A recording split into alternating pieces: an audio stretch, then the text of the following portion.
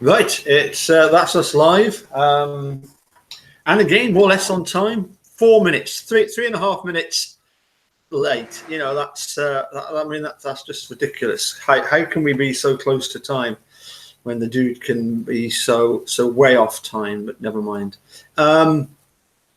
So anyway, Chad, nice to have you back again, and thanks for the replug of both my channel and this video earlier. So if you were listening to Chad just a half an hour ago, then you knew that he was going to be coming and doing a wee chat with me. I've got a question that not being familiar with guns, when they found all these shell casings in Stephen Avery's garage, they found a load of shell casings, but not actual bullets. Is that because when you fire the gun from the garage, the shell casings would drop out, but the bullet would be somewhere in the distance? Yeah, even Roland Johnson, the guy who owns Stephen Avery's trailer, said that he's fired, hundreds around that property. So when you fire them out and your cartridge discharges, it just goes on the property, right where you're firing from, basically. Mm-hmm. Yep. In the next little query, in the film Snatch, I don't know if you've ever seen the film Snatch. It's one of those. Now, who was that director that married Madonna for a while? Not Sean Penn.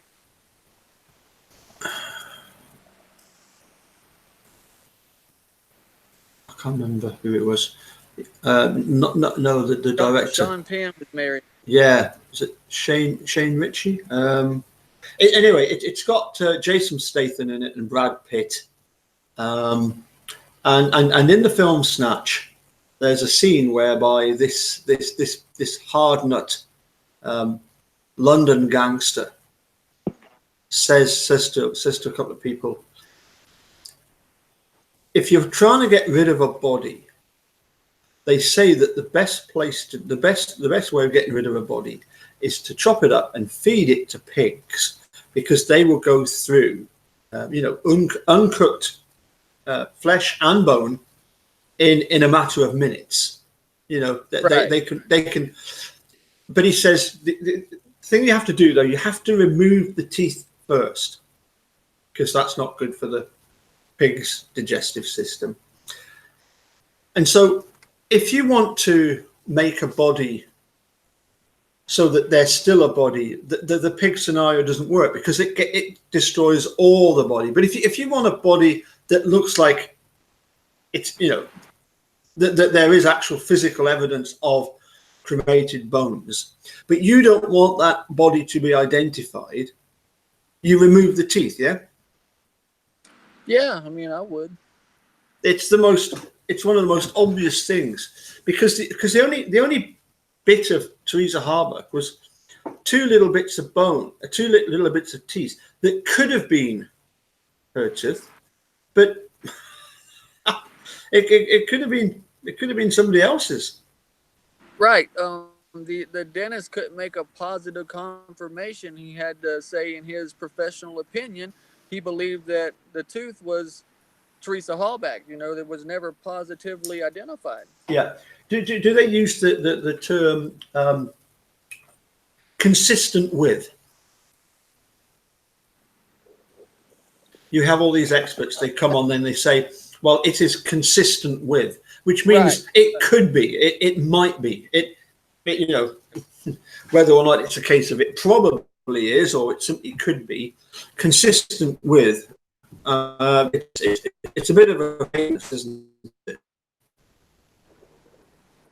Boy, you ain't got no water in there, do you? I think I'm dropping a feed there. Yeah, I'll just say that bit again then. Yeah. What were you saying? I was just saying about how the when the as you say, when the dentist refers to the fact that the tooth could be Teresa's, a lot of the experts use the term consistent with, right? which Yeah, which is a bit vague, isn't it? It's a bit sort of, well, it could be, it might be. What it is not a positive confirmation. That's what it, what it is, Yeah, you know. yeah, And so we have no definite proof that Teresa Hallback is gone. You know, yeah. I mean, no scientific community has proven it. Nobody. No, no. The FBI couldn't prove it. The Wisconsin State Crime Lab couldn't prove it. The dentist couldn't prove it. So, Yeah, yeah. is she alive or is she dead? Well, again, I've got some questions here. Mike Holbeck is a decidedly dodgy character. I was getting really annoyed at him earlier today. I was watching series 1, episode 9, where Kayla Avery has just got on the stand and has denied the fact that Brendan told this story to her, you know, and Right. he talks about the fact that you know, it's understandable, I suppose, that, you know, the family have colluded together. He's speaking to a load of press, and they say, you know, it seems as if the family have rosed up to one another and come up with this story that they're sticking to, and he says, well, you know, it's I suppose, you know, that's the sort of thing that families do, which in itself is a nonsense, because we've got Bobby and Scott that certainly didn't rosy up to try and help anybody, either Brendan nor Steve. But then it's sorry. So Mike Holbeck is the one that came out with this. The grieving process could last weeks, months, or years, and so that suggests, doesn't it, that he knows that she's already dead.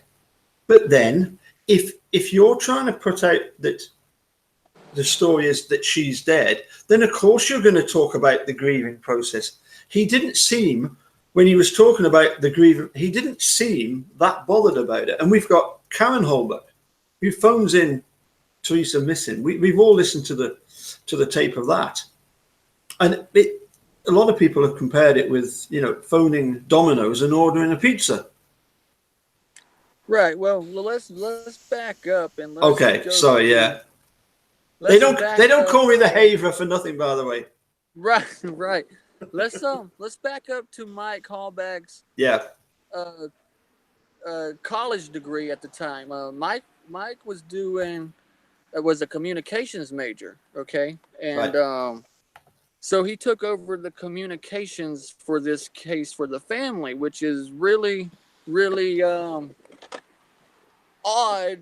You know that, you know, you got a communications degree, but you know, Mike is even linked to the Green Bay Packers. I think a lot of people are familiar. Like your jersey, by the way. Hope you Thank didn't you. spend $60 on it. Hope you didn't spend no more than $60 on it. But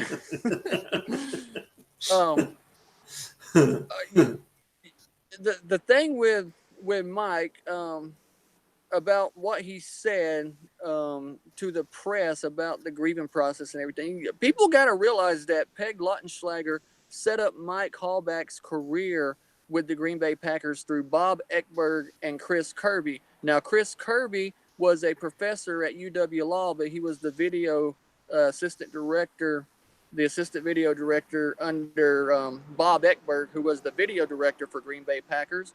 And Lautenschlager secured this communications career for Mike Hallback in this would have been October, just a couple of months or a couple of days, couple of weeks before Teresa disappears. So then he gets a communications job through Peg Lautenschlager. Then 2 weeks later, you know, he's communications for the Hallback family. So when you got all this dodgy stuff here, you got to think, hey, what is he being told to say about his sister? I mean, he's only being fed what, you know, Pagel and Wiegert and Ken Kratz can tell him to begin with. But then you have Tim Hallback, who was set up You know, he was Yep. The vice president of Tuhig Law Firm, and that was given to him in September, just a month before Teresa Hallback disappeared. But Tim Hallback admits to working nights in Calumet County, you know, and he's the vice president of the Chilton Bar Association. So that's putting him right there with Ken Kratz at nighttime. So you have two brothers. To me, for any of the Hallback brothers to be working with law enforcement and on the legal aspects, going right through vice president of Chilton Bar Association, it just stinks. So anything that Mike Hallback is saying to press, Mike Hallback actually slips up the night of November 7th, 2006. They find the bones on November 8th, 2006. But the night before, Mike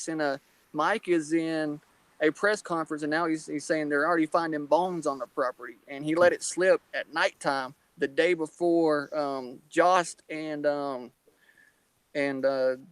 what's his name find the Sturdivant.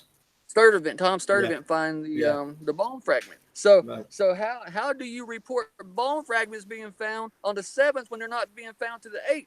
And if no one's caught that, y'all need to go back and look at it, because it's in a press conference. He's saying it the night of November 7th. Right. So you got to think about what's being done here through the communications degree. Yeah, I mean, the other interesting thing, a couple of things. I've also heard it mentioned that somebody put the question to Mike as to you know, what if Teresa is still alive? What if she's not dead? And apparently he said, well, that would really mess things up. Yeah, I mean, it would really mess things up. But who would it mess it up for? The state of Wisconsin, the Department of Justice. Yep.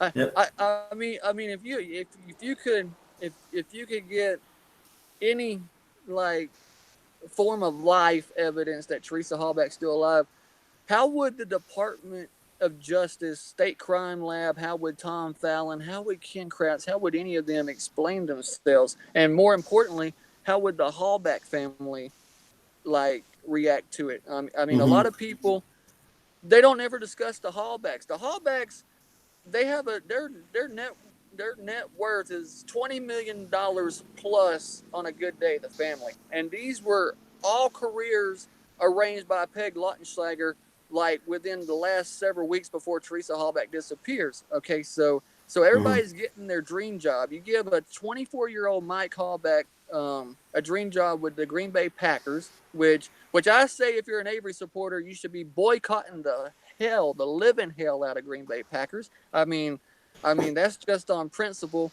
If you boycotted the Packers until Bob Eckberg, Chris Kirby, and Mike Hallback started speaking about Lautenschlager, you might get some damn answers into the communication problems and the weirdness that Mike was talking about to the press in the Hallback case, being a communicator for the family. You need to bring this to national attention. I mean, and I think the Packers, you know, they're one of NFL's the largest franchise team out there, and it would be a good way to start getting some notification out there. The Hallbacks need to be penetrated for questioning. They're a very private family, and they keep refusing to speak now. You know, I find it very funny that Mike did all this communicating for the family, you know, during the time of Teresa's disappearance. Then they just fall off the face of the earth. Now, why don't you want to talk now, Mike? Why don't you give your position on what's going on currently with you know, Stephen Avery and Brendan Dassey possibly not being the murderers of Teresa Hallback? Even more importantly, Norman Gann and Tom Fallon gave you back bones, you know, and Lord, who knows who or what they were, but they were destroyed. That was evidence supposed to be kept. So what's your take? What's the Hallback family's take, you know, on getting bones that could even possibly belong to Carmen Batwell?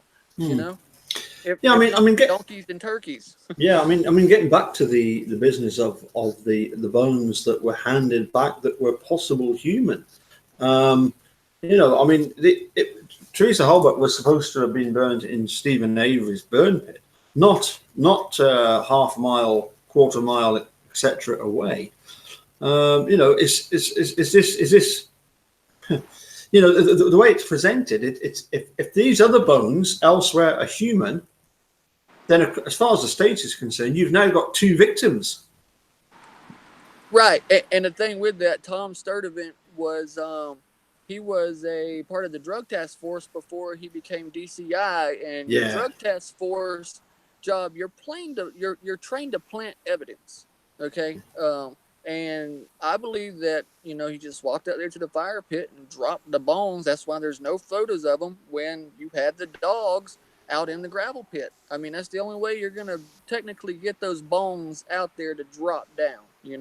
I mean, to plant them if you don't have the dogs on the property, and so explain why we have no photography of the bones at the burn pit, yet Tom Sturdivant is a DCI agent, Division of Criminal Investigation. That's top brass clearance, okay? That is the Attorney General's investigators, okay? That's the Barney Fife for the Attorney General, okay?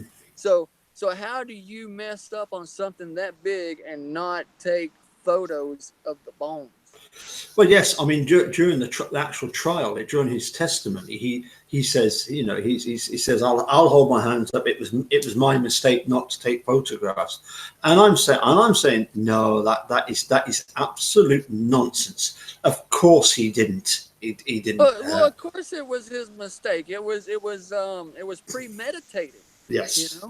Yeah. So now you have them bones disappear, and Gann and Fallon are the problem for that. But why won't Mike Hallback publicly communicate and stress those feelings from the family? What if in today's time currently? I mean, you were communication for the press. Where you at now? We got answers. I mean, the Hallbacks need questioned. Not trying to be rude to Teresa's family, not trying to be rude to Teresa. These are questions. There's probabilities. There's stones left to be unturned. There's questions left to be answered. And, if you could pressure Mike Hallback, Tim Hallback, Karen, Tom, I think someone would start speaking a little bit, But it's like whenever Brendan Dassey was being released, Schimmel had talked to the Hallback family, but all that was done in privacy. We didn't have no transparency to that communication. There's no transparency to it, and I believe there should be transparency. Yeah, I mean, in actual fact, talking about the photographs, as I say, I find it impossible to imagine that there wouldn't be somebody hasn't come along and taken a photograph. But whether or not these photographs are available for us to see, I remember somebody telling me, it might have been Rubber Ducky this time last week, somebody saying that, I mean, they've got a load of photographs that they've never released. Yeah, there's a lot of evidence they never released. Like the main thing is, why haven't they released the RAV4? We have blood. We have supposedly Teresa Hallback's blood in the RAV4. I don't believe that RAV4 is still sitting in the crime lab anywhere. I don't believe it's in a container apparently. I don't believe it's available anymore. Yeah, apparently it's in a container, and it would need dug out or something. Supposedly in a container. Yeah. But just like supposedly we gave the bones back to the Hallback family. I mean, it's funny when all this biological matter's disappearing, and Wisconsin passed a law in the criminal reforms bill, which was formerly the Avery bill, to preserve biological matter just because of Stephen Avery's 1985 charges of assault sexual assault and attempted murder on Penny Bernstein. That's the exact reason that these bills were brought forth to the Assembly and Senate in legislation, and Mark Gundrum pushed so hard to get them passed, and then you, out of all the people, you mess up on Stephen Avery's new case and don't preserve the biological matter. Mm-hmm. Yeah, that does, again, it's like so many things that beg a belief, particularly the fact that I remember you telling me two and a half years ago, two and a half, something like that.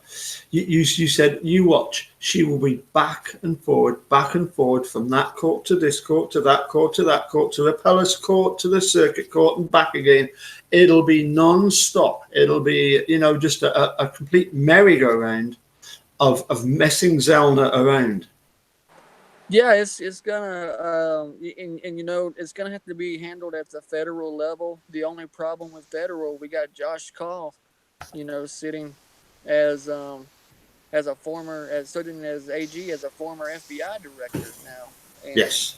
I mean, how he's even allowed to even be a discussion factor in this case is beyond me. He needs to be recused. You've just reminded me of another question. Sorry, carry on. No, go ahead. Right. Josh Kaul was voted on in the election to become the Attorney General. Tom Fallon, how long has he been Assistant Attorney General? Tom Fallon, he's been Assistant Attorney General. He's Assistant Attorney General before. He was there. He's been there since. Like Salaga, Schimmel, whoever was before him.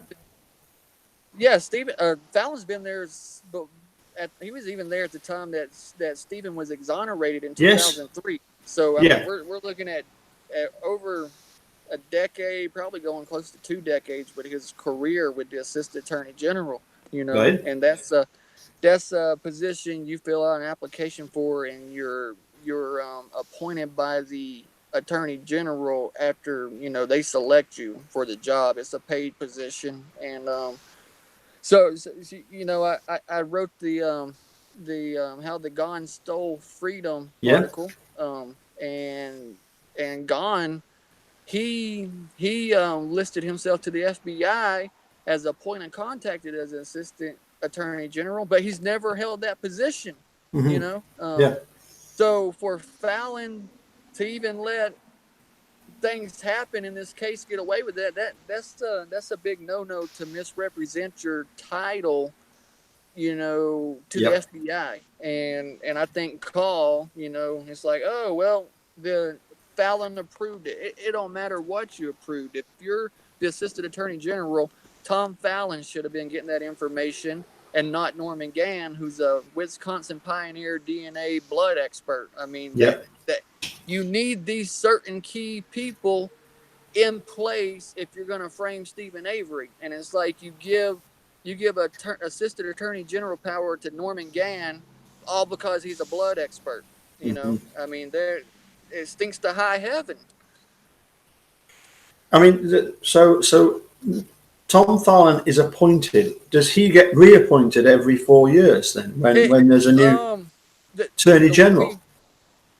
The Attorney General basically gets to pick their cabinet members when they're voted in. So most of them just stay on, unless there's a problem with their efficiency. They usually stay on once they apply. I mean, that's why a lot of people will run for Assistant Attorney General. Me and Juan Tescrew were having this discussion because there's no time period. You can serve as Assistant Attorney General as long as you want, but Attorney General have terms every 4 years. You're voted in or off. But Fallon's been there a while, so I mean, he's like he's the person that helps things disappear. Well, you said something very interesting to me a while back. You said that Tom Fallon is arguably more powerful than the Attorney General himself. And you can see why, because he's been there so long, and he's the one guy you don't want to get rid of. Otherwise, the Attorney General's office is just going to come crashing down. Yeah, I think if you pulled Fallon out of the mix and replaced him, or got another assistant attorney general that had one bone of ethics in their body, just one bone, I believe they would be like, "What the hell is going on in this case?" Yeah. An interesting fact on Fallon. Fallon, there was this 73-year-old man. It was back in 2004, 2003. He was some type of professor. He had all these child molestation cases, and Fallon let him off the hook. Fallon was very lenient to sex offenders and sexual predators. And whenever Ken Kratz had his sexting scandal, Ken Kratz, you can go and read. This is in the pre-trial transcripts on Stephen Avery, not the transcripts for the pre-trial, but it's in documents for emails from Kratz and Fallon correspondence. Ken Kratz contacted Fallon for protection. Now it's funny because Governor Jim Doyle is the one that was pushing for Kratz to resign and be punished, and then Tom Fallon protected him. So when you got Governor Doyle and Lautenschlager had this huge feud, but when you have Doyle as a governor pushing for punishment for Kratz, and then Fallon protects Kratz, it shows you Fallon's power. Where Fallon, he's like, I don't give a shit what the government's saying. We're gonna give Ken Kratz a slight slap on the wrist, and you'll notice even in Stephen Avery, they dropped sexual assault charges on Stephen. They pinned him up on Brendan, but they dropped the rape charges on Teresa Hallback from Stephen in the case, and that's because they didn't want to open up to sexual assault, because they could have never proved sexual assault. But it goes to show that Fallon is lenient on the sexual predators, and he's got a track record. There were two attorneys in September 2005. It was a month before Teresa Hallback disappeared, and they had raped this lady up in Chicagoland, which is Wisconsin. It's called Chicagoland, but it's part of Wisconsin.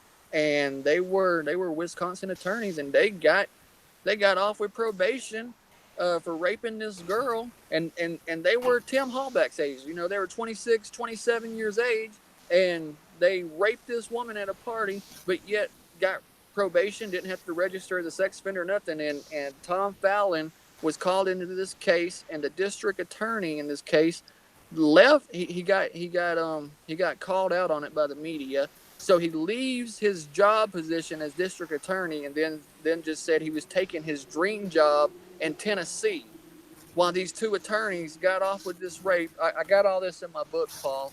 You'll have to read about it, but it just goes to show, when Fallon gets involved in just different cases, things happen for the advantage of the attorneys. And Teresa Hallback, Tim Hallback was the vice president of Chilton. So how much protection and how much favoritism did law enforcement get from Fallon, because Tim Hallback was the vice president of Chilton Bar Association? It's another attorney in Wisconsin to be protecting. It's like if you're in the club, like Dave Bagoda calls it, if you're in the club, you're protected. And I Fallon protecting these people. Yep. And if you don't think that you need protecting, they will show you that you do need protecting. Yeah. And if you don't want to play ball, then they're going to ruin your career. Like Fallon stands up and tells Jerry Buden and Dean Strang right in thing, do so at your own peril. Well, and in particular, the fact that Glynn and Kelly dropped the $36 million lawsuit and eventually settled for $400,000. Yeah, that they only got to split $160,000 of a piece. Yeah. But but the recipient, Strang, who is a 30-year lifelong friend and colleague of Tom Fallon, Dean Strang. Dean Strang, his office is actually it is it's 1,712 feet. I googled it, 1,712 feet from Strang's and Fallon's office, right there in at the state capitol. Yeah. He was a recipient of the money. Jerry Buden was a recipient of money. Walt Kelly and Glenn was a recipient, and Glenn and Stephen Glenn and Buden sat on Peg Lautenschlager's commissioner after they took it the Criminal Justice Study Commission after Lautenschlager stripped it from Mark Gundrum from when it was called the Avery Task Force. And what's funny is now I don't know if I told you this, but there was a rule when you were on the commission that said you were not to blame Manitowoc County for Stephen Avery's for his arrest in the Penny Bernstein case, and I'll send you a picture where you can put it up, and if anybody wants to see it, but you're not supposed to be blaming Manitowoc County if you're a member of this commission. Yet we have Jerry Buden and Stephen Glenn, that we're going to be sitting there blaming Manitowoc County, and then Fallon jumps in and says, "Hey, you do so at your own peril." And Glenn, he drops out of the civil suit and says, "Hey, we're going to take a settlement." Yeah, I mean, I just wonder, first of all, in Madison, is there sort of like an area of the city where a lot of the lawyers will tend to congregate? Will there be? No. See, I mean, in terms of their offices, sorry. You have two in 2005. You had 25,000 licensed attorneys. Yeah. Okay, 25,000. Like, not everybody. Okay, it's 143 miles from Manitowoc County to the state capitol in Madison. Yeah. Okay, 143 miles.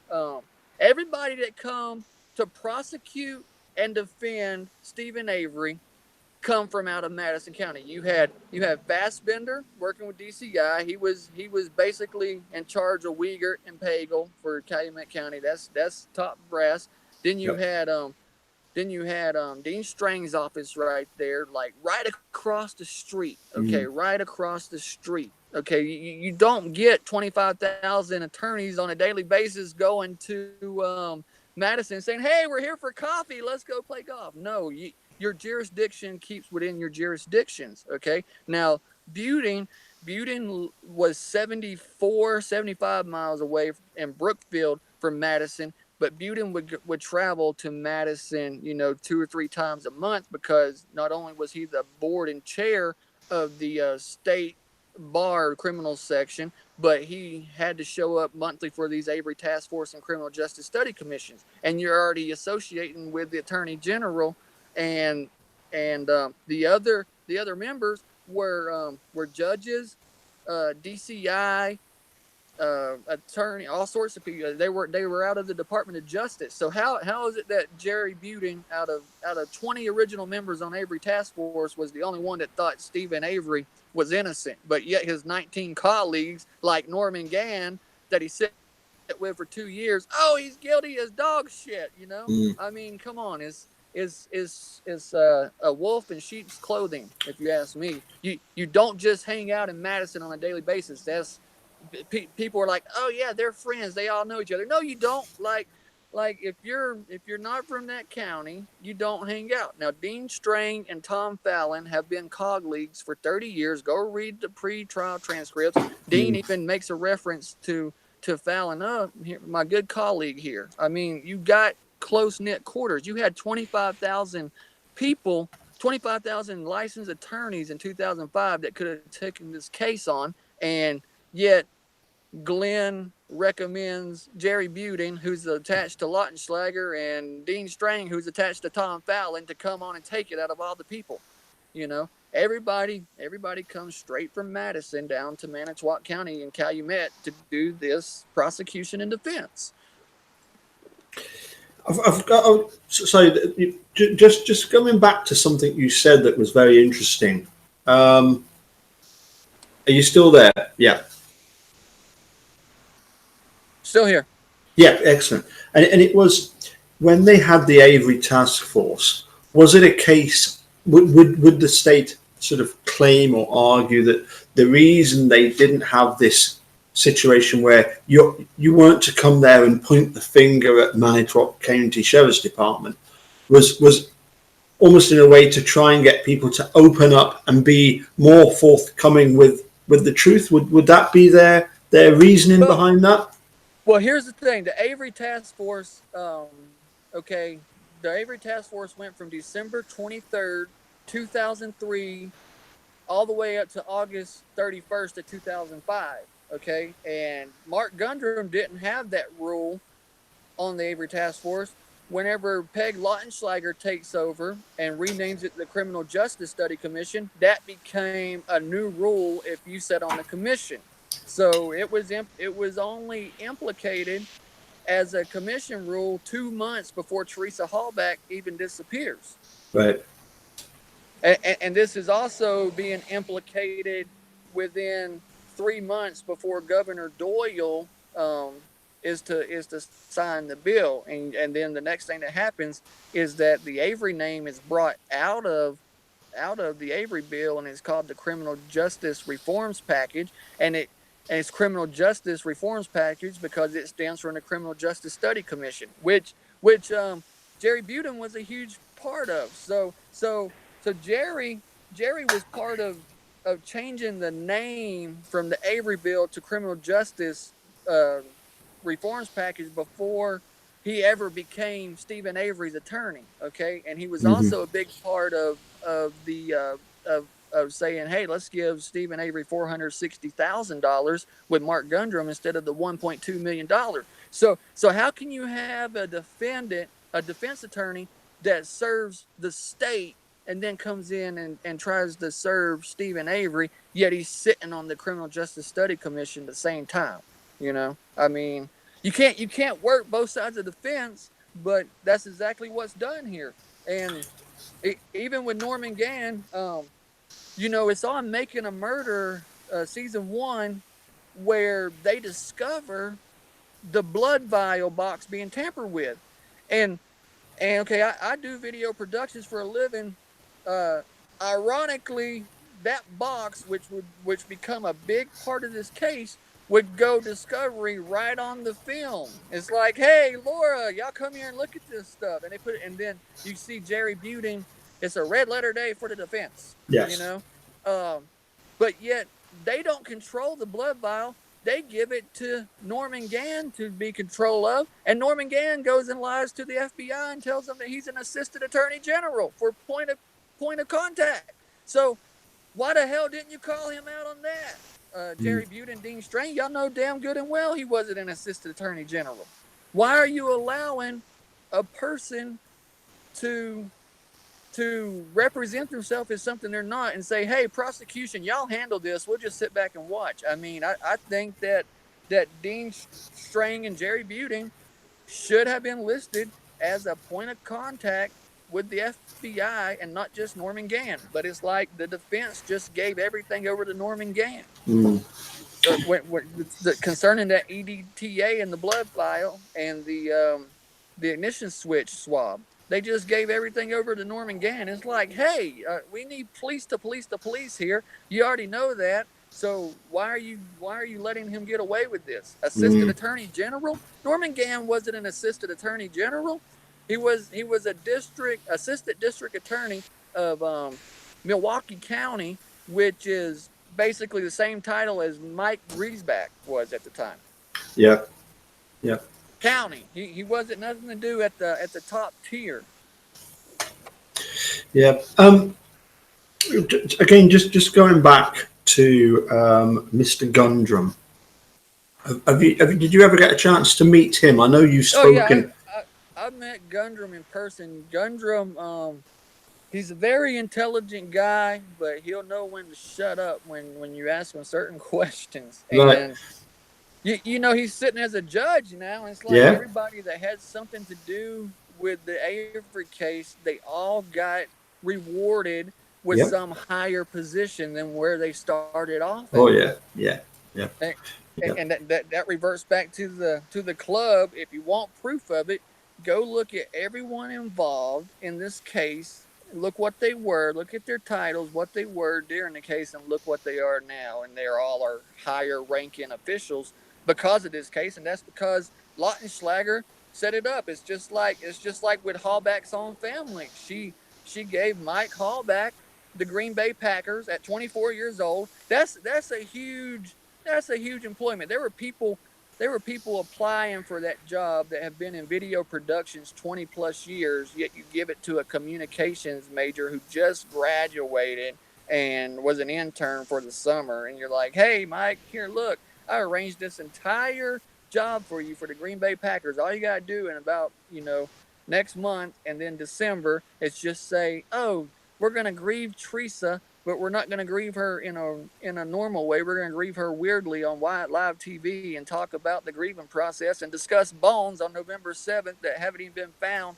yet and not talk about it now, but you're a communications major. Where's your communication at now? So you got to think with all these positions that law enforcement is getting, family was given dream careers. Teresa Hallback's family were set up dream careers by Peg Lautenschlager. This is a proven fact. This isn't speculation. This is proven fact. Lautenschlager went straight through Bob Eckberg and Chris Kirby to secure Mike Hallback's job with the Green Bay Packers, and she went through George W. Tuhig to secure Tim Hallback's career in the Tuhig law firm. And that is the largest dairy farm law firm in Wisconsin, the most productive, the best rated law firm. She even put the seed money in Chilton to build the firm. Okay, Two Higgs from Fond du Lac, and so is Lautenschlager. They were best childhood friends. And your dairy farm attorneys, they handle things like your death certificate, your land deeds. They can seal any sickness that that the father might have had, Richard Hallback might have had, any disease. These attorneys are the type of people that seal stuff like that and work with death certificates and stuff. And it's just ironic that Lautenschlager sets Tim Hallback up with George W. Tuhig only a month before Teresa disappears. Mm-hmm. And then he gets on TV and says that he's working late at night in the courthouses. Mm. What were you doing, Tim Hallback? What did you seal off for your family, for the Hallbacks? And these ain't just jobs. These were careers. Yeah, careers. Yeah. Again, just going back to Mark Undrum, if you remember, I actually posted a clip of him talking about the fact that whilst you're meant to give Stephen the benefit of the doubt, he finds it impossible to do because of all the evidence. So Mark Gundrum was quite happy to drop Steve like a lead balloon, wasn't he? Right. And if you remember, I got a reply, didn't I, to that video? I got a comment from Bernadette. Bernadette, yep. Yeah. And then when I asked her some questions, she hit the bunny trail. She's hopped away. I'm pretty sure she consulted her father. Yeah. I was disappointed about that because what she was saying, or what Bernadette was trying to say, was basically that her father was taken in the same way that everybody else was at the time. That everybody was taken in by this, this case, but suggesting that, because of course Mark Undrum is now one of the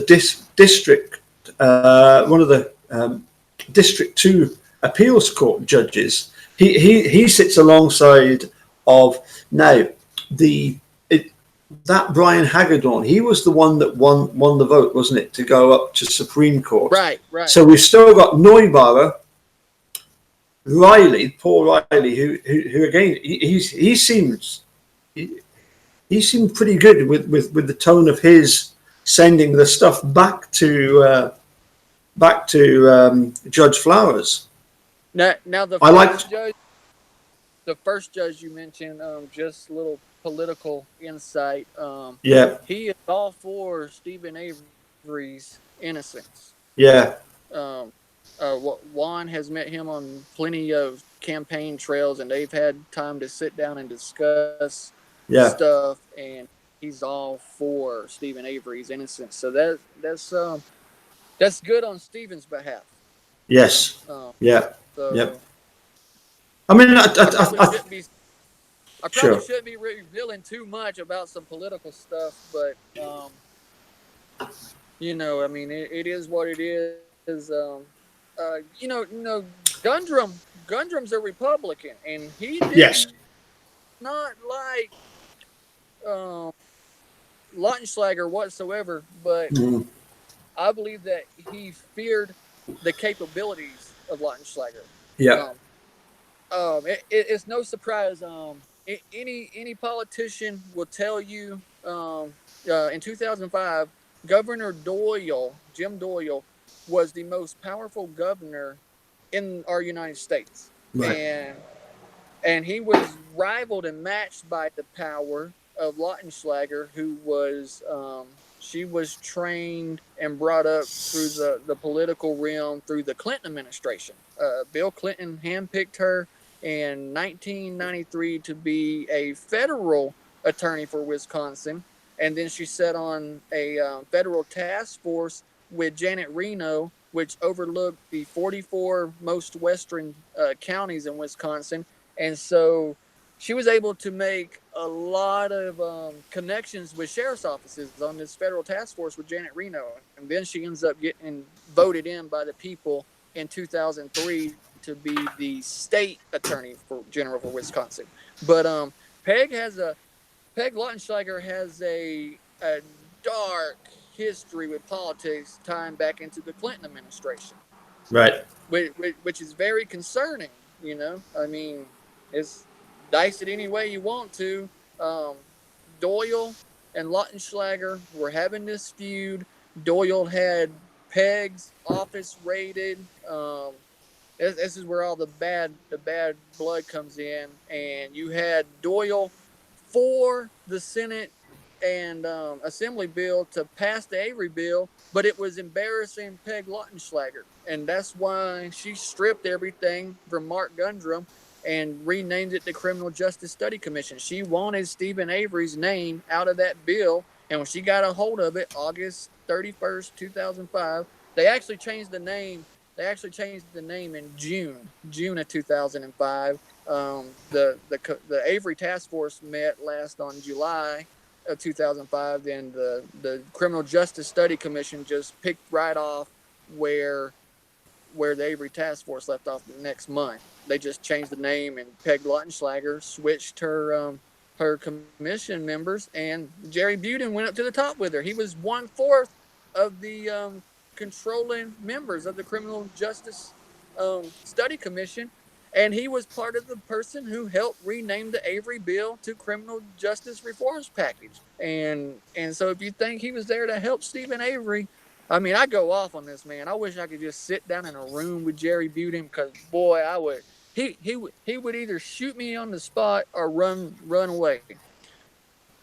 He does not want to have a conversation with me about Jerry about Peg Lautenschlager. No way, no shape, no form. No. Sorry. Can we just go back? We had somebody in the chat, Roel Griffin, asking, who is Bernadette? No, Bernadette would be Mark Gundrum's daughter. Yes. Yeah. He's got, I think, about 6 or 7 kids. I think that's what it is. And Ali, I'll just send it again, okay? I definitely sent it the first time, but I will send it again. Here we go. I'm hoping to get Ali to come and join us. So just bear with me 2 seconds.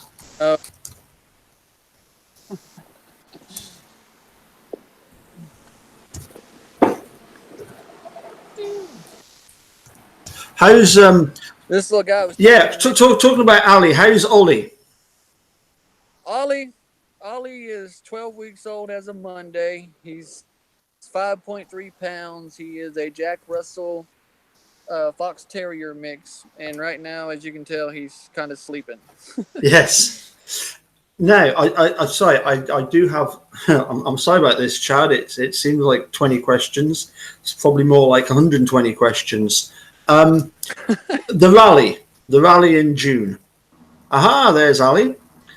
Ali's going to be at the rally, and Chad's going to be at the rally. Hi, Ali. Your book. Hi, Allie. Hi. Hi, Ollie. Let me just turn you up a bit, Ali.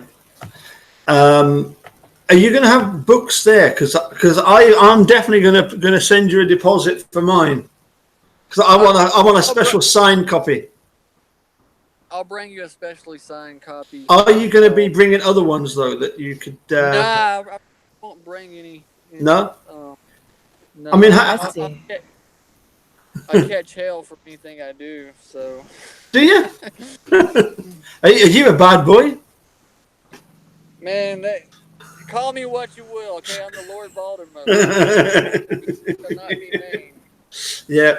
So how many other books? I don't even know how many Making a Murderer groups they are out there, but I think I'm banned for all except for like 2 of them. Well, that's because in the first season, everybody backs up Jerry Buting and Dean Strang, and they were the heroes of the time period. But now a lot of newcomers can see through their bullshit, and you know, I mean, whether they're in it with Peg Lautenschlager or Fallon or whatever the deal is, they were definitely they definitely were ineffective.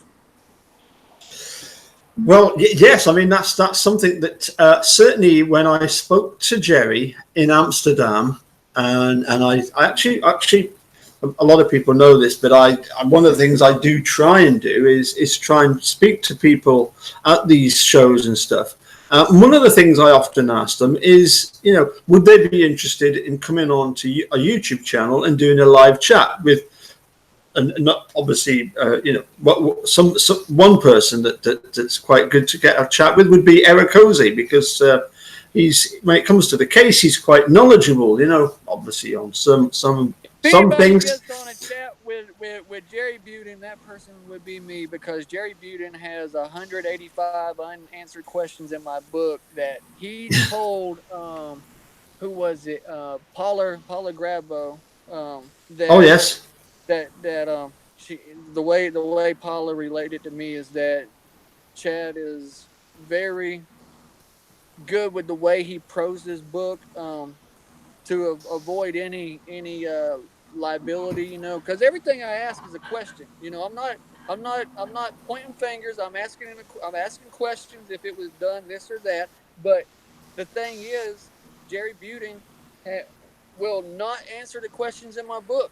Even his severe, hardcore, dedicated followers had asked him to answer the questions in my book, and he will not answer them. And they have political,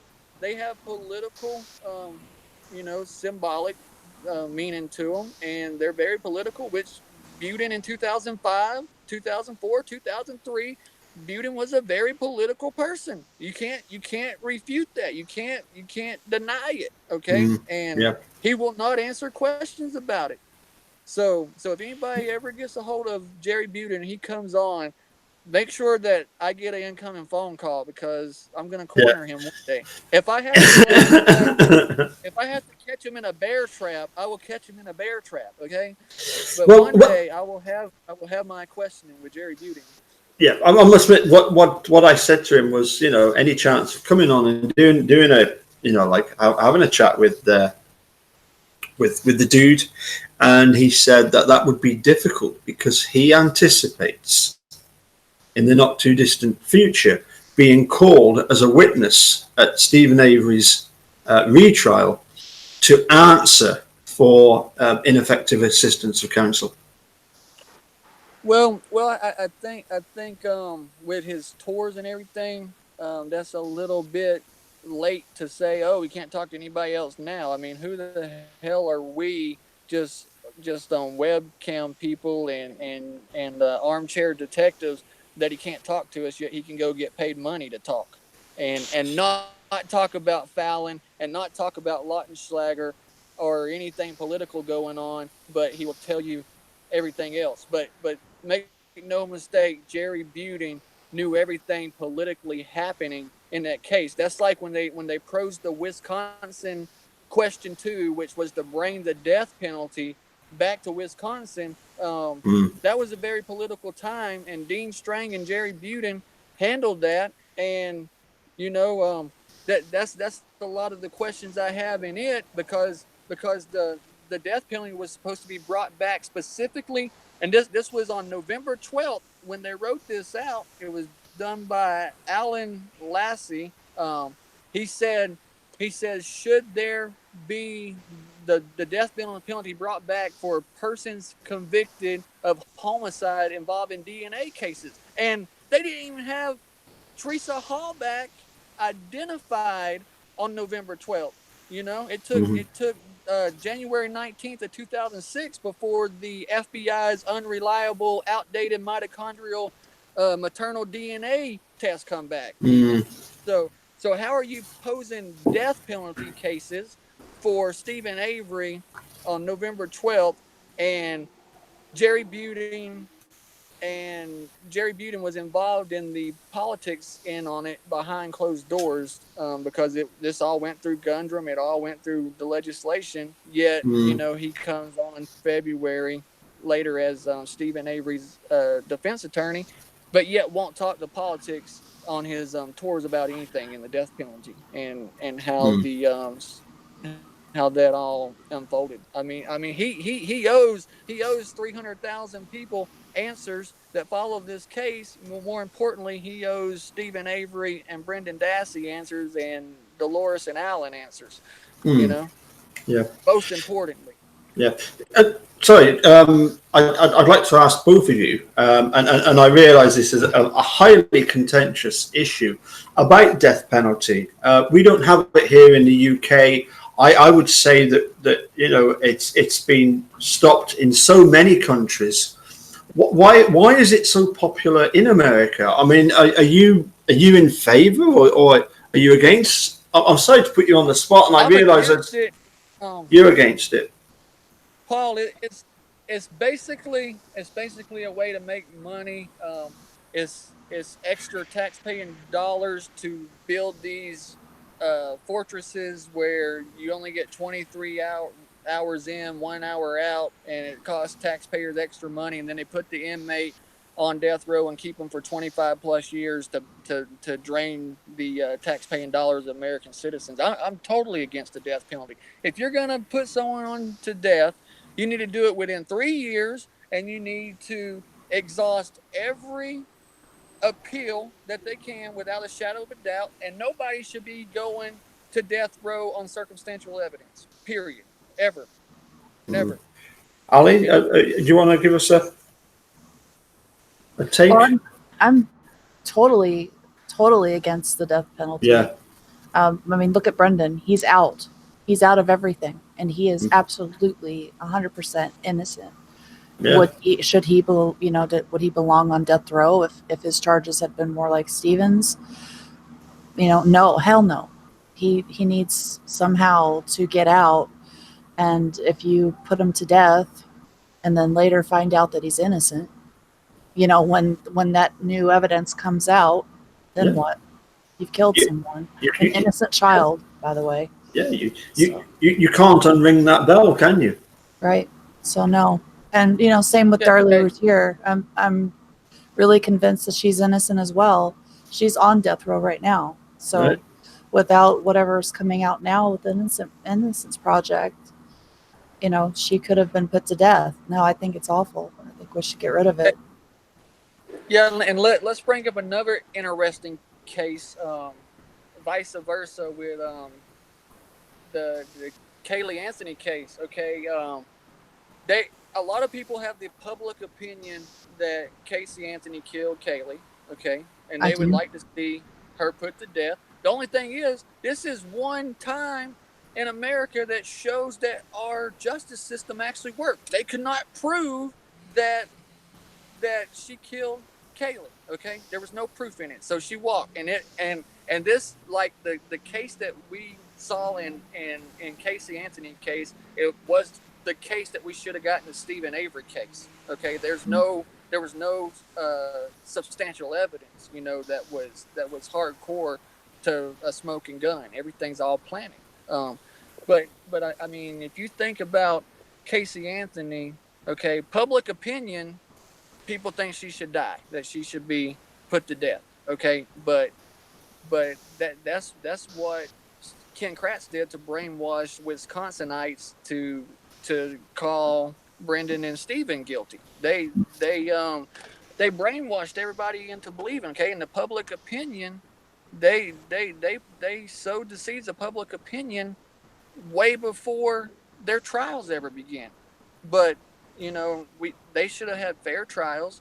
Casey Anthony, her trial was fair. She didn't get convicted. There was no substantial evidence to prove that she killed her daughter. A lot of people say that she should be guilty, but the law worked. And you want the same thing to be happening for Stephen, but that's where public opinion draws the line sometimes. It's what we want as humans. And as far as the death penalty is concerned, should anybody be put to death regardless of what they do? Mm-hmm. Yeah, I mean, the thing is, as Roll makes the point that, even if you've got, I mean, I would say even if you've got somebody that's admitted to it, again, we've seen through wrongful convictions that these things can be discovered to be incorrect. How do you correct it if you've already murdered somebody? It's definitely no death penalty. The other case that's quite interesting is this. Are you familiar with the Scott Davis case? I know the dude is quite into that. Ali, have you heard of that one? Yeah, a bit. I know a bit about it. Yeah. I mean, again, here's some huge date. I mean, he's actually in Georgia. Is that right? Does Georgia have the death penalty? Georgia has a death penalty. We have a death penalty. Yeah. So it's at the moment he's they've also in Jackson Diagnostics back in 2007 when Troy Anthony Davis went through death row, and he was accused of killing a police officer in Savannah, Georgia, and they had all this evidence, even a person who came forward that admitted that he was the actual shooter, yet they stayed this man's execution 6 different times and then still put him to death. And it was a very political thing. But if there's that many things wrong with your appeals, you shouldn't be putting anybody to death. If you got to stay in execution 6 times before you lethally inject the person, that person should be going free. Yeah. I mean, the thing is, Ali, I get this sense that certainly over there in Manitowoc, certainly amongst the locals there, a lot of them, we'll wait to see at the rally, because the dude tells us that when you've got these cars driving past, they're honking horns, they're a lot of them are in support. But I suppose what I'm going to say is that the more vocal people, shall we say, the ones that like to express their opinion over there in Manitowoc, they definitely don't like Stephen Avery. They definitely don't like making a murderer. And of course, we've got one of the politicians there is that guy Jim Bray. You've heard of him? I haven't heard of him. I don't know anything about the politics that goes on in the case at all. Well, he was the guy that said that John Farrack did an article about him, because he was the one that said he could tell. I mean, he's one of the top politicians in Manitowoc. He could tell that Stephen Avery was guilty by the look in his eye. Oh, yes, I heard that. Yeah, and the thing is, in the article, it says, well, I understand that, it's a case of, they, I realise that somebody can't actually be found guilty on that alone, as if there was some way of measuring the look in somebody's eye, Right. but it was almost as if, but on this occasion, we would be quite happy to bend the rules and let's just get rid of him based on the look in his eye. Well, to be totally fair, I've actually heard a supporter say something just as stupid.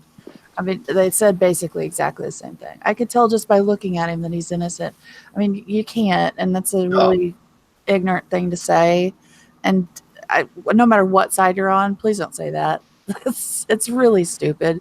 It's a bad reason to, base an opinion on just because they look innocent, they look guilty. There's a lot of people that don't look like they would be a serial killer, but they are, and that's just a fact. So Yeah. I mean, Ted Bundy never looked like a serial killer, did he? no, no. And I would have, if I had seen him hobbling along, I probably would have been one of the stupid victims that offered him help. And, well, not stupid, but I would have been one of the stupid people that was No, like, yeah. I fell for it. I'm I'm a nice person and I'm not going to see someone struggling and not offer them help. Yeah. I don't want to call them stupid, but I would feel Yeah. stupid immediately as soon as I realized I just fell into a trap. But it's because it's so believable, and he doesn't look like a killer. He doesn't look like a monster. But I think that's what Kratz tried to paint in the press conference. Yeah. All this sweat. He's sweaty. He's like viciously raping this woman, and he's sweaty and sweat. You picture this awful monster, not a normal bright blue-eyed, older man Yeah. that probably didn't do shit. Yeah, I picture exactly. No. Crime con or whatever it was. Yeah. But yeah, look at what like I was going to show you this. You were talking about the people at the rally last year driving by. Yeah. You see that was, I got 2 bullets for them. Yeah. That was one of the people that drove by and said that. Like I just, stuff like that I don't understand. Yeah. I mean they're there. Yeah. Those are the people I'd like to talk to. Yeah. I mean, the only reply to that is, oh, thank you very much for your kindness. I'm sure it'll be much appreciated. Oh, excuse me. No. Come here. I want to talk to you. Like, why do you feel so strongly? Yeah. What convinced you so strongly that you would murder them or threaten to murder them? Yeah. Why would you say that? I Exactly. want to know. What is your evidence? Yeah. I think Chad is I'm still here. Oh, right. I wondered if you'd had. You're tending to Ollie. What I want to know from Ali in particular is, when were you going to tell me that this guilt-a-thon was just a wind-up, just a ruse to get me going? Well, I mean, when were you going to tell me about this? Was I going to be the last to know that it was all a joke? I assumed everybody that when I first saw it, immediately my first reaction was it was hilarious. Like, hi, I'm being attacked by a cat here. Like, yeah, I can see that. But I thought it was hilarious. I knew immediately it was a joke, and then people were like, "Oh my gosh, what are we gonna do?" Or is this real? And I started wondering. Well, I mean, I don't know. Maybe I'm the dummy that just assumed it was a joke. Maybe it is real because it is so ridiculous. Yeah. What would they say? Yeah. But you know what? The biggest joke is the fact that had there been any support for it among the Guilter community, a lot of the Guilters would have come on board and say, "Oh, that's a good idea." So I mean, having done their promotional video, I'm sure they could have then gone on with it if had there been any sort of desire or any feeling that, oh, that's actually quite a good idea. But clearly, I think they realised that, oh, okay, maybe it was purely a joke. But if there was in the back of their mind, well, if it gains momentum, maybe it's something we could do. But I just got the sense that everybody was just gonna bombard them and point out just everything that's gone wrong from their point of view in this case, and everything is going wrong. I can't imagine, how much they've got their knickers in a twist over these bones. I mean, they must be running around wondering who to blame. Oh, I'm sure they're, trying to say the same thing they've always said. Well, they're not Teresa's bones, so it doesn't really matter. It doesn't really matter, what they did, why they gave them away. They're not hers. That's kind of the response to that. Who cares? And like what Falcon says, even if they were hers, it doesn't prove anything. And that's true. It doesn't prove anything on its own. If they are her bones, the chances are then that she is deceased and she's no longer with us. But we don't have that evidence yet. That's the big problem here. Well, yeah, I'd like to. Any. Wouldn't it have been nice if they wouldn't have given them away, and we could have at least put that stupid rumor to an end? Like, she's alive still. I mean, that I don't believe that for a second. I find it difficult because of the amount of blood that was in the back. Again, it's small. It's definitely a small amount, but if you think, and who think about her blood, we don't have it to test now. So who is it? Even her blood? That was what I was going to say. We don't know whose actual blood that is, but it would seem as if. Well, certainly we've got bones that were cremated. And the other thing that made me wonder was, in this video that Derek Hosey likes of this, is it Johnny Jack, where he burnt the llama. Mm-hmm. After the first burning, the bones were definitely not in a sort of a state similar to the ones that were supposedly found in the burn pit. Is it possible that having been burnt, they were then put further through further boning at a smelter, as per the Sakiki letter? Certainly would have been easier to transport them and sneak them in rather than carrying a whole body. Yeah, for sure. I wouldn't doubt it would, that something like that occurred. But then once you put them in the smelter, why would you take them out? You know what I mean? Like, how would you take them out? I don't know how that works.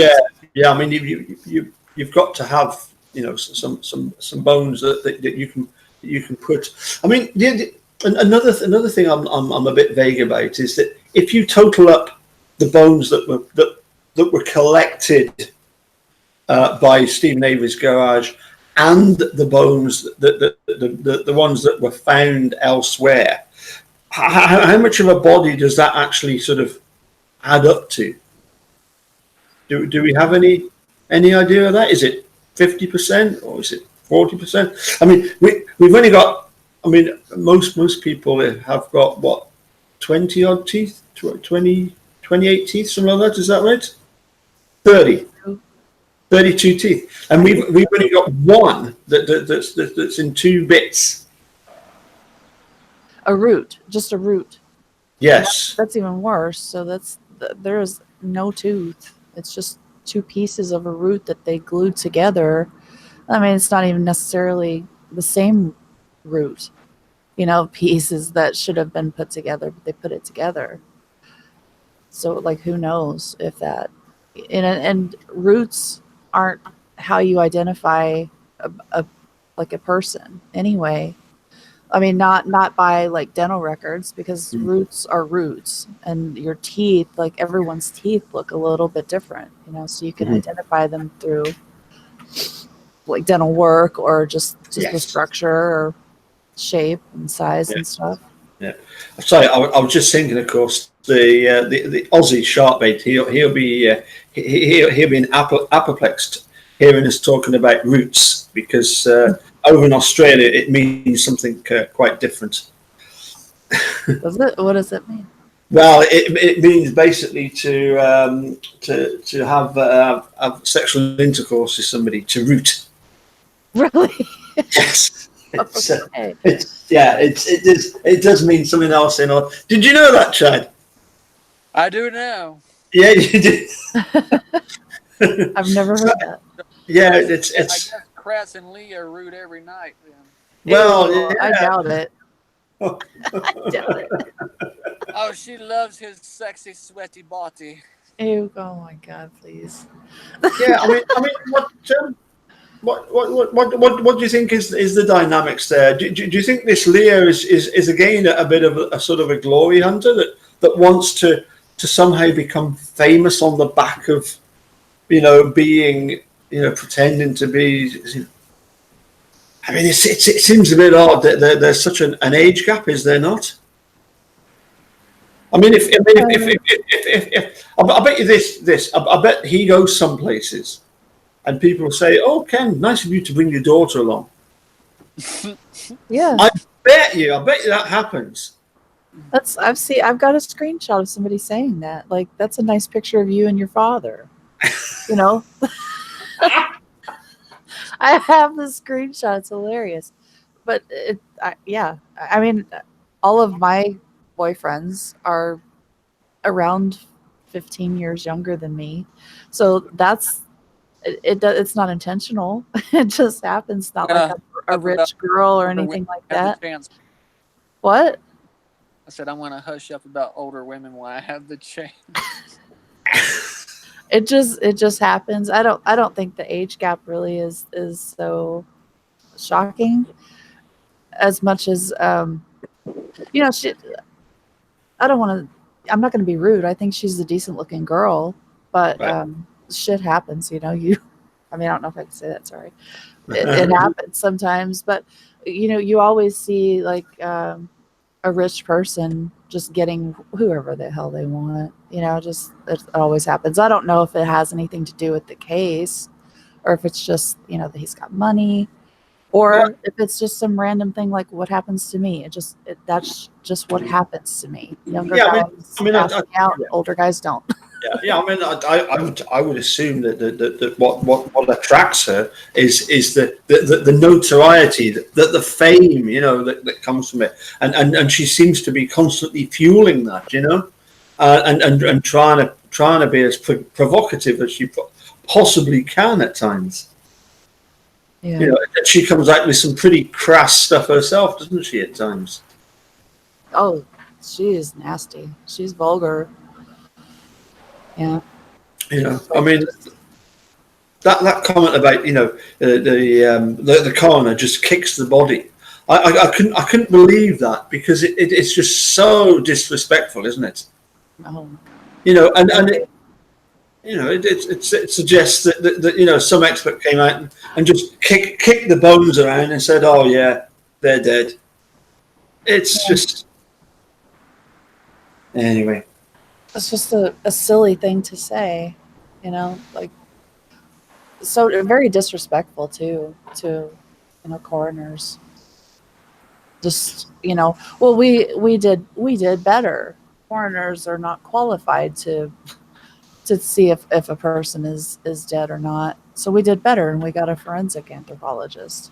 Well, but you didn't bring them out to the Avery salvage yard.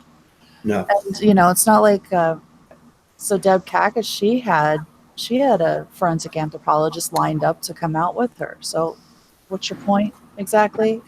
You didn't want them out at the salvage yard. That's what it was. And you're just not fooling anybody. No, absolutely. It's and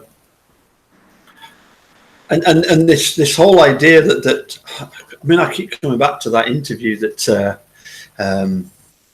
Robert Herman gave, and I posted it on a tweet where he's talking about a quality investigation being done by quality investigators, quality law enforcement, quality this. And it's like, what on earth is he on about? I just don't get that at all. There was nothing quality about it, other than the fact that the end justified the means. Is the way I look at it, was that it was, and I've put that to Herman many a time, and he's always tried to deny it, but Mm-hmm. no, I'm not buying that. Same with Greaseback. Yeah, yeah. Same exact thing that he says to me too. Well, I don't think they did anything improper there. You know, they did get another expert eventually in there to cover it.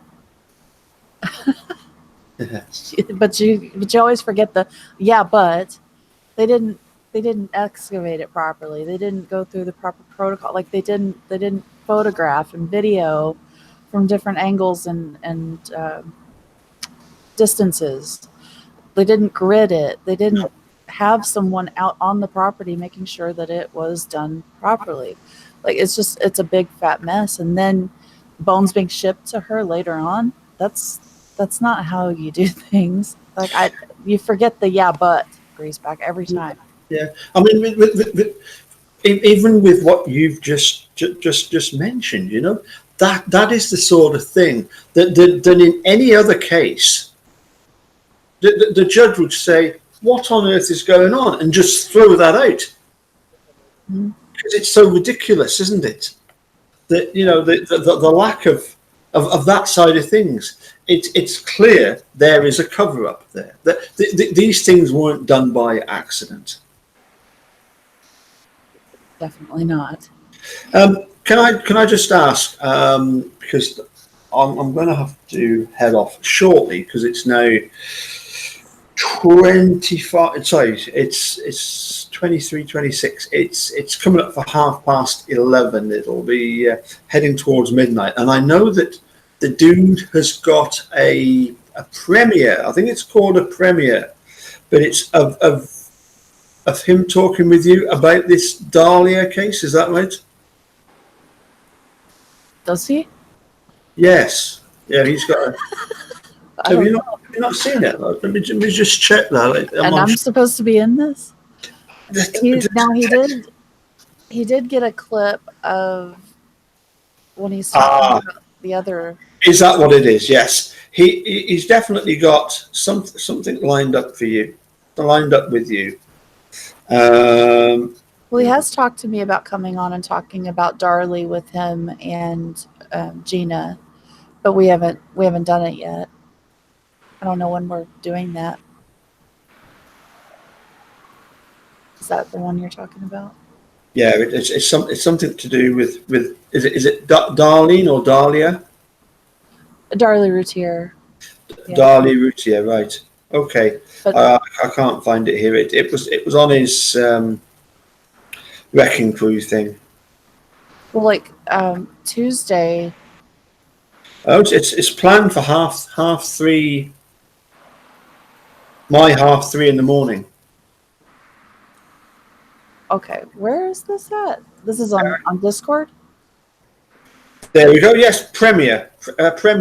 It says premieres in 4 hours. Michael Funk case from Ali's live chat from the 14th with many of the wrecking crew. Right. Yeah, so I did like an 8-hour video that day. Right. Okay. There was a point where we were talking about the Michael Funk case. Yeah. Chad, are you familiar with the Michael Funk case? Slightly. I mean, I just find it incredibly strange that this policeman, he just, you know, that he didn't even say anything to the victim at all. The victim's looking back at his shop. He then turns to run away, and as soon as he's taken a step, they just 19 bullets in the guy. You know, and not even, you know, stop or, you know, freeze or anything for that matter. I find it very odd. I mean, I can understand that, yes, in that situation, you can perhaps, you know, shoot somebody accidentally maybe once, but 19 times, and it's sorry. I was going to no, say it's not. Go on, go on. Sorry, no. Go ahead. Sorry. No, it was just that. Okay, so maybe somebody was too nervous. Maybe they were trigger happy. Maybe they did it for a genuine reason. But I don't feel that we're getting to the root of it. Excuse the pun. I don't feel that we're actually getting, the. I sense that the law enforcement is sort of closing ranks together on this one to make sure that none of theirs are getting the finger pointed at them, because it's Michael Funk's wife that is taking a suit against them. Have I got that bit right? Oh, I don't know about that. Right. No, So yours is though. yeah. Yours is the Darley Routier. Darley Routier. Right. Okay. I'll need to look at that one. So anyway, what's the name of your cat? The little one, the little black one, the calico. That's Ari. The one that you had. Sometimes it's perched on the back there. Yeah, that's Ari. Sorry? Ari. Ari. Mm-hmm. Harry. Ari. AHRI. Ari. RARHAY. AHRI. RI. Ari. AHRI. Right, that's a new one for me. But we've got Ari and we've also got Ollie. How's Ollie doing? Is Chad still there? I think he must have moved off. Okay. Well, anyway, as I say, I think we've kept everybody long enough. I'd like to thank Chad for joining us, and I'm particularly like to thank you, Ali, for joining us, because it's been a while since Mammothon. Yeah. I mean, that was just something else, and to me, that, I suppose, because of the success of Mammothon, that's what made me think, it wouldn't surprise me if the Guilders don't have their own Guildathon. You know, that seemed perfectly reasonable to me. I suppose based, as I say, on the success of Mammothon, which was far in excess of what I thought it was going to be. How did you feel? Oh, the same.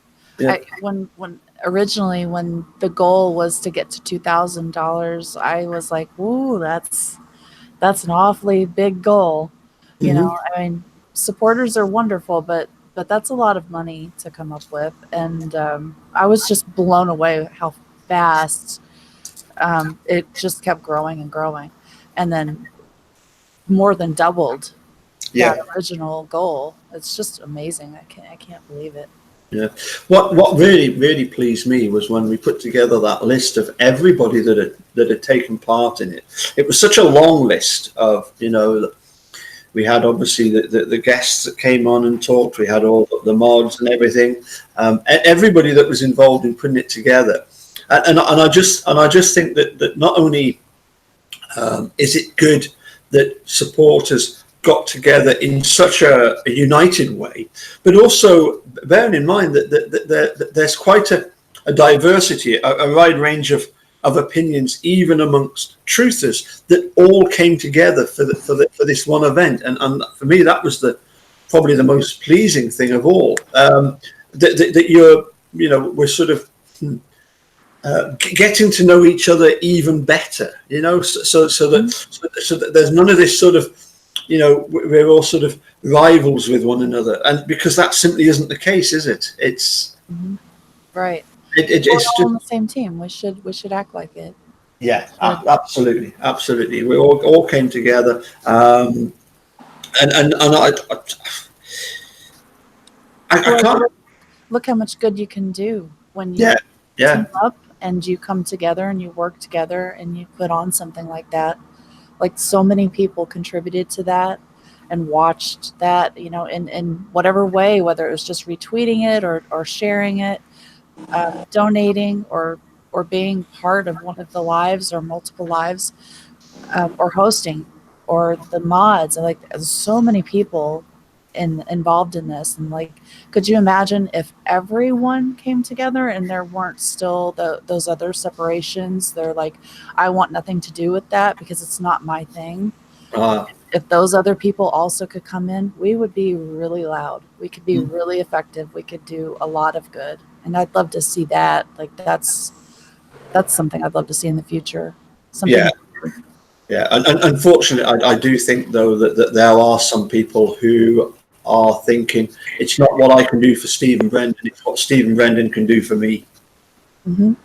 I think there are one or two out there that really do are into that. It's interesting. I know Chad loves Jerry Buting. The messages that we got from Steve Drizzen were well done, wonderful, that's fantastic, etc.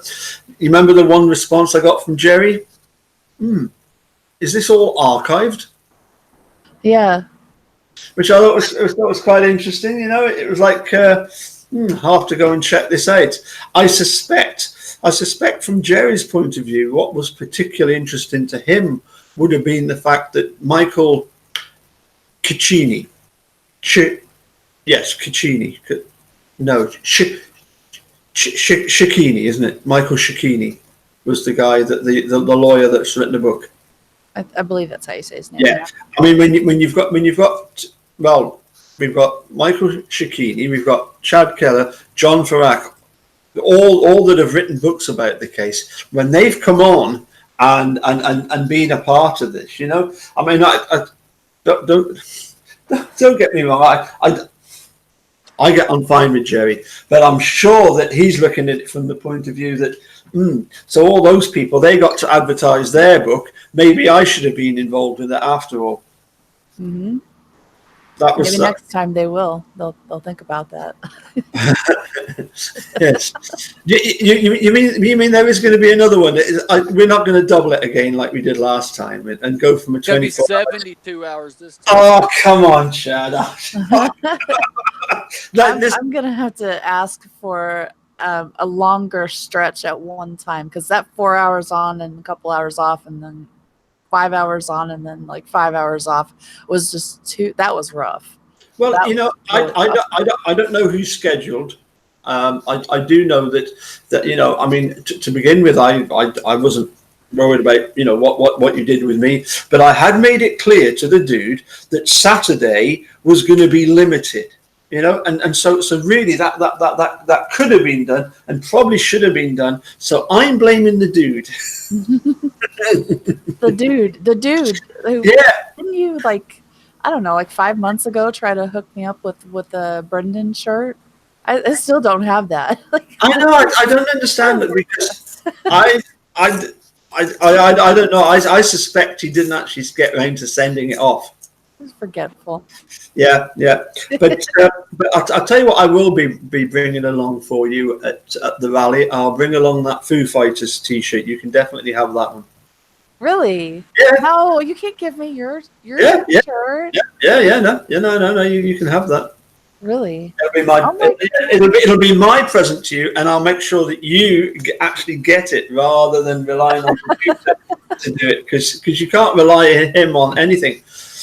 Other than I've got my Jerome shirt, my Belgium shirt. It's hard to see, but this is he sent me two, actually. And I see you got your Australia one on. I've got mine right over here. I have a whole pile of rally shirts that I've been getting in the mail for different people. To deliver. So that's going to be fun. Well, I've even got my Green Bay tie. So, it's exact colours for Green Bay, so we're going to confuse we are going to be able to confuse quite a few people in Manitowoc. They're going to wonder. They're going to bring me the Packer jersey so I can burn it.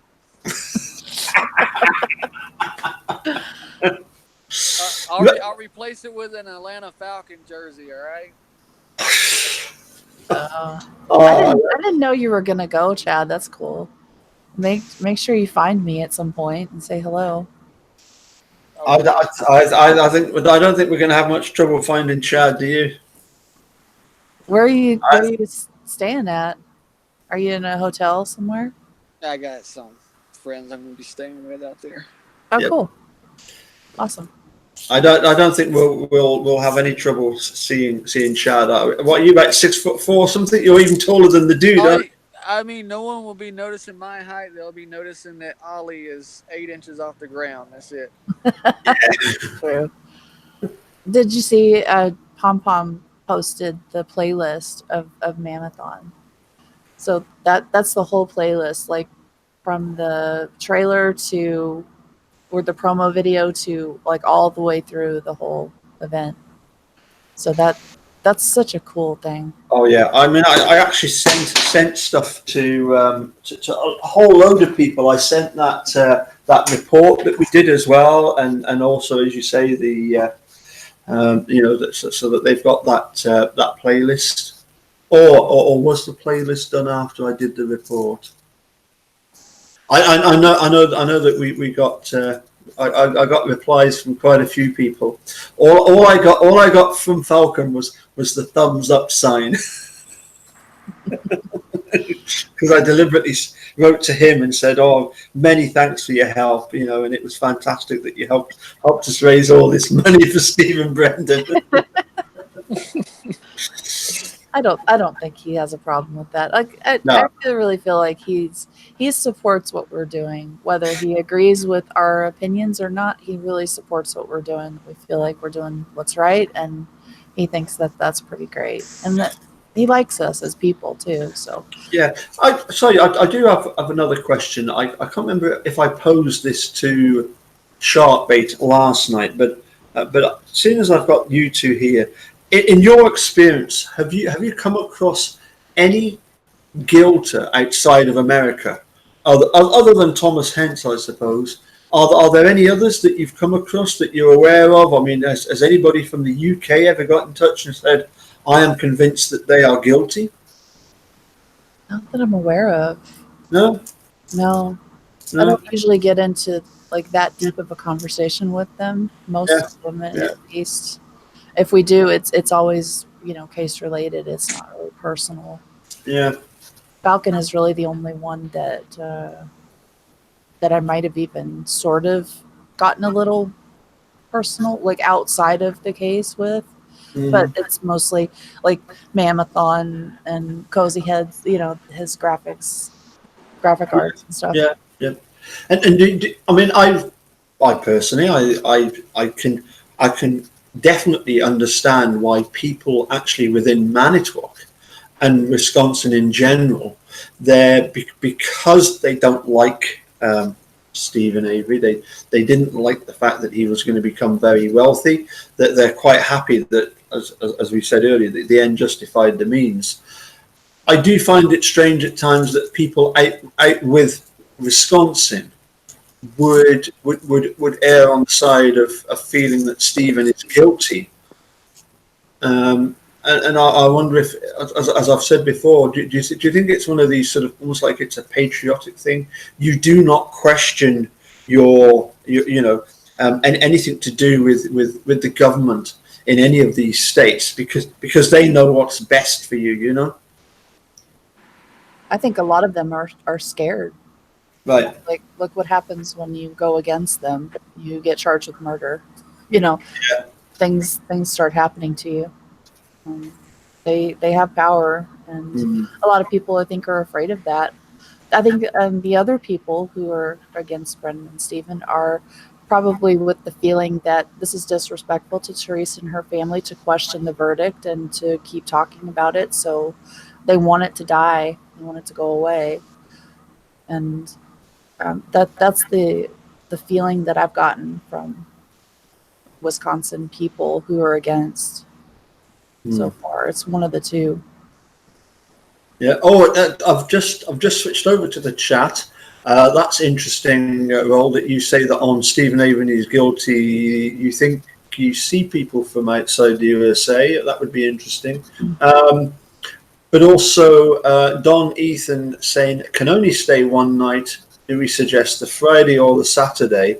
Well, I would suggest maybe the Saturday is going to be the best one because that's when Mark's got this get together arranged in the Baymont Hotel. Mm-hmm. Agree. I think that's what Linda is suggesting as well. Yep. Would definitely agree. Yep. Can I wind this up and as I say, just thank you very much for coming and joining me to Chad. Thank you very much for joining in. From the start, and Ali, thank you for making the time to come and see us. And sorry for waking you up. Oh no, thank you for inviting me. Oh, it's great. Hopefully we'll chat before the rally, but we'll definitely have plenty of chat. We'll have plenty to discuss at the rally. And before you go, there is the one obligatory question, which I'm pretty sure I haven't asked you this before. So we're going to have to go with it. And I think you know what the question is: British or American, Captain Crunch? Ali, I'm sure you're on my side, but I'm sure you were one of the ones that came out with the very profound observation that he's neither. He comes from cartoon land. Right. Yeah. Chad, British or American? He's from the land down under, eh? I mean, if I had to choose one of Australian. the two, He's not. What, Captain Crunch? He's from Australia. He's Mark Hoddenod's father, eh? No, not you. I'm on about Captain Crunch. Him. He's Captain Crunch is Mark's father. Oh, no, I don't think so. I think Mark's an interesting one, but I can't imagine him eating much in the way of Captain Crunch. I mean, did they have Captain Crunch not cartoons, but the commercials and the cereal there? You know, no. Do you know what was really strange was that the dude actually bought a packet of Captain Crunch with him to Australia. Mm-hmm. Yeah, because we got stuck into it, and you've got that one picture of that Stacey's posted of him trying to pour out the Captain Crunch, and there's none left. I've not seen this picture. Oh, I'll send it to you. It's brilliant, the Stacey picture. Yeah, please do. That'd be funny. I'll try and find that one, and I'll send it to you. Right. Anyway, okay. I think that's sorted out. I think you two have definitely gone British. Sorry, American. So I'll add you onto the list. Carla Chase thinks that he's American because I managed to con her into accepting that as well. I'm with you. If I had to choose, I'd definitely say American. Yeah. I mean, you can dress up all you like, but when you sound American, when you're advertised in America and you're an American product, there's a reason for that. I mean, we can all sort of put on an accent, or we can dress up, shall we say, in a certain way, But you have your Australian shirt on. I've got my Belgium shirt on, and exactly. Okay, right. Thanks. As I say, thanks very much for joining us, and hopefully catch you all again soon. And thank you to everybody that has subscribed, because over the last couple of days, I've added nearly 50 subscribers to the channel. So if it was to carry on at that rate, by the time I get to the rally, I would be up over the 1,000. If not, it's not the biggest disaster in the world, because I can always get the dude to post. I can't get him to post on my channel, but I can still do videos and put them out, even little 20-minute videos that I can do chats with people, and they will be almost live, won't they? They'll only be like an hour behind. Mm-hmm. So I don't think that would be a huge problem. Right. Are you planning on doing a few lives? I am. You're out there, yeah, definitely. Throughout the whole weekend, I think. I'll do live. From the actual steps of the courthouse. Yes, definitely. Yeah. I think a lot of people, like last year when I didn't get to go, I watched for people to go live as much as possible. I was just waiting and waiting, like tapping my fingers. Oh my gosh, somebody go live soon. I want to see what's going on. So I know people would love to see, what it's like that can't make it. So Yeah. I'll contribute to that as much as possible. Yeah. No, I definitely want a selfie in front of the sheriff's department. Hey, what's up, Ericoze? Oh, is he here? Is he? He can't go anywhere without having to wonder what the hell is going on. Oh, there he is. The devil. The Captain Crunch debate going on. That's what it was. That's what it was. Yes. Yes. Yeah. Okay. Well, now that he's here, we'll just say cheerio and catch you all again soon. And just finally, seeing as the dude is here, he has got a premiere coming up at less than 4 hours' time. So everybody jump on that one, because it's a bit that he did a chat with you, Ali. Is that right? Yeah, he came on to my live on Tuesday. Yeah. There's several of us there, but we're just discussing the other case there. Hold on a sec. Ali Apperson, ask Paul his favorite food. Oh, yeah. What is your favorite food? Strange enough, as a youngster, I did like peanut butter, and I realised that's a very American thing. That's a real. When it comes to breakfast cereal, I quite enjoyed the Captain Crunch that I had. I enjoyed all the sausage that Ericoze didn't eat, because he would keep leaving his sausage, and I would keep chomping on it. So that was. I got a whole couple of his chorizo sausages that were very nice. I enjoyed the kangaroo burgers that we had. They were good. No, for me, it's anything Italian. Anything Italian, I would eat. I would eat Italian non-stop. Sounds wonderful too. Yeah, I had macaroni cheese for tea tonight. It was fantastic. But yeah, Julie's taking a poll. I think she's like trying to get an idea of what she's cooking for us. I like tacos, but just remember the tacos, and we'll be okay. Yeah, tacos are good. Tacos are good. Yeah. Eunice does a really nice. It's a Bailey's cheesecake. If we can persuade her to do that, that would be really good. Oh, cheesecake is wonderful. But Bailey's, the Bailey's cheesecake. I don't know what that is. It's the Irish coffee whiskey. Oh, Bailey's. Yeah, the whiskey cream. Yeah, so not coffee. It's an Irish whiskey cream. It's a cream with whiskey in it. Okay. Bailey's, and she does that as a cheesecake. Yeah, count me in. That sounds great. Excellent. Okay, right. I'm definitely saying cheerio, because it is nearly midnight here. Okay. Okay. Well, thank you for having me on. Well, thank you, and Chad for joining. It's always great to have a. Thanks for having me on, Paul. Oh, fantastic, Chad. Yep. It's I do have huge respect for the amount of research you've obviously done into the case. Well, and obviously yourself, Ali. And the thing I like about you, Ali, is that very good-natured way that you come across. I think it's most endearing. So thank you.